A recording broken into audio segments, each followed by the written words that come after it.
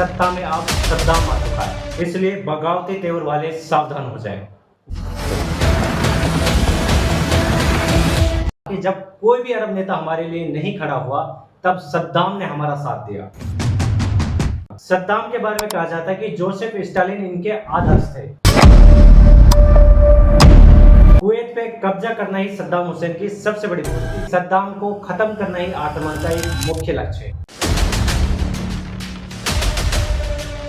Hello दोस्तों, एक ऐसा शख्स जो कभी भी अमेरिका के दबाव में नहीं आया, जिसने फलस्तीन के लिए आवाज उठाई और फलस्तीन के लिए 1991 में इजराइल पर रॉकेट दागे। एक जिद्दी नेता जिसने यूएन के प्रस्ताव के खिलाफ जाकर काम किया। जिस तेल को विदेशी कंपनी ले जा रही थी, उस तेल का नेशनलाइजेशन करके अपने देश की अर्थव्यवस्था को बढ़ाया। जो अमेरिका को अपने लिए सबसे बड़ा खतरा लगता था, अरब क्षेत्र का एक ताकतवर नेता, कुछ के लिए मसीहा तो कुछ के लिए एक क्रूर तानाशाह। आज हम बात करने वाले हैं सद्दाम हुसैन की।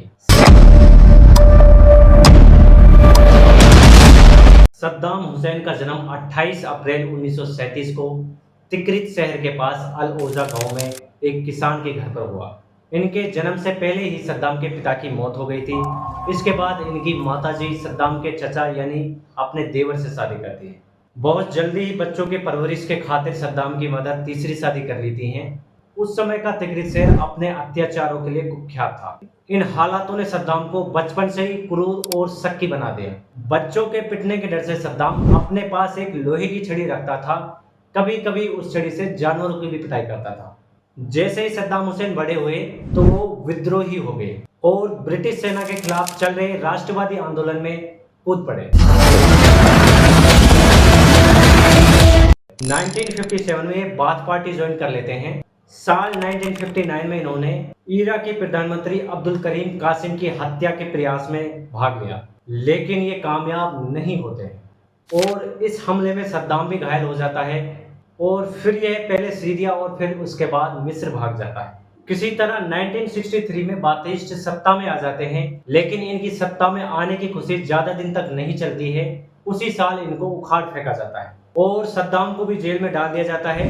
इसके बाद कई साल तक सद्दाम हुसैन जेल में बिताते हैं। इसके बाद साल 1968 आता है।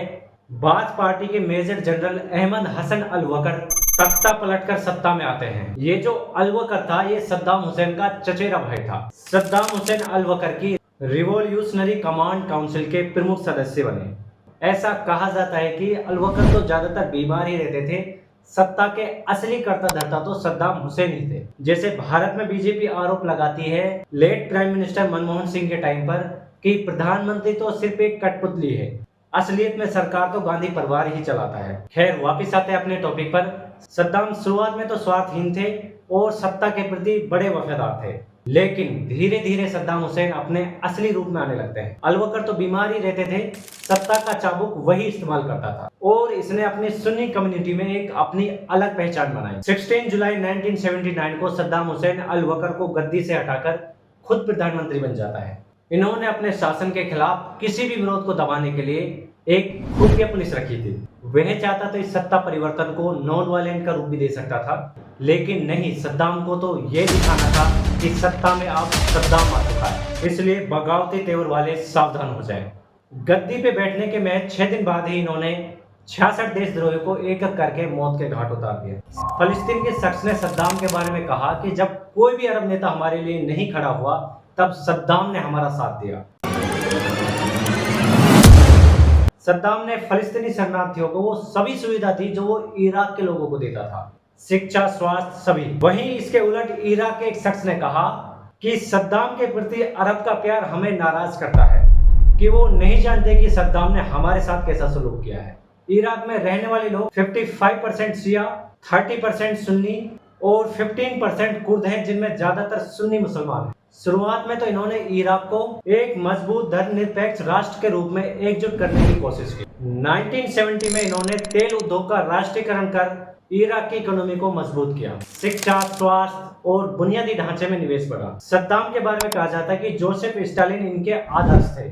आपकी जानकारी के लिए बता दूं, जोसेफ स्टालिन 1941 से 1953 तक सोवियत यूनियन के प्रधानमंत्री थे, जबकि सद्दाम हुसैन के राज में स्टालिन के शासन से कई समानताएं थी। स्टालिन की तानाशाही में विरोधियों को क्रूरता से दबाया गया और ग्रेट पर्ज में हजारों लोग मारे गए।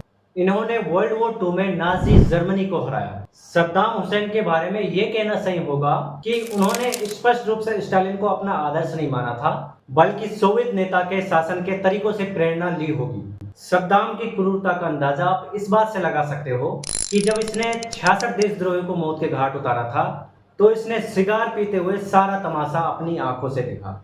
लेकिन अभी तक जो मैंने आपको बताया है, ये सिक्के का एक पहलू है। इराक के लेखक समन नूह ने कहा कि ज्यादातर इराकी सद्दाम को एक क्रूर तानाशाह मानते हैं, जिन्होंने इराक को बर्बाद और गरीब बना दिया और हमें दशकों पीछे धकेल दिया। सद्दाम द्वारा अपने लोगों के विरुद्ध किए गए सबसे प्रसिद्ध अत्याचारों में से 1990 के दशक के दौरान उत्तर और दक्षिण में विद्रोह को दबाने के दौरान हजारों कुर्दों और शिया मुसलमानों की हत्या करना शामिल था। 1980 में अनफाल सैन्य हमले में सैकड़ों गांव नष्ट हो गए और लगभग 1 लाख कुर्द मारे गए। 1988 में सद्दाम ने हल-बज्जा के कुर्द गांवों पर केमिकल वेपन्स का इस्तेमाल किया, जिसमें 5000 लोग मारे गए, जिनमें ज्यादातर महिला और बच्चे शामिल थे। 1982 में सद्दाम हुसैन एक यात्रा कर रहा था, यहाँ पर उनकी हत्या का प्रयास किया जाता है। इसके कारण दुजेल के शिया गांव में 148 लोगों की हत्या का आदेश दिया।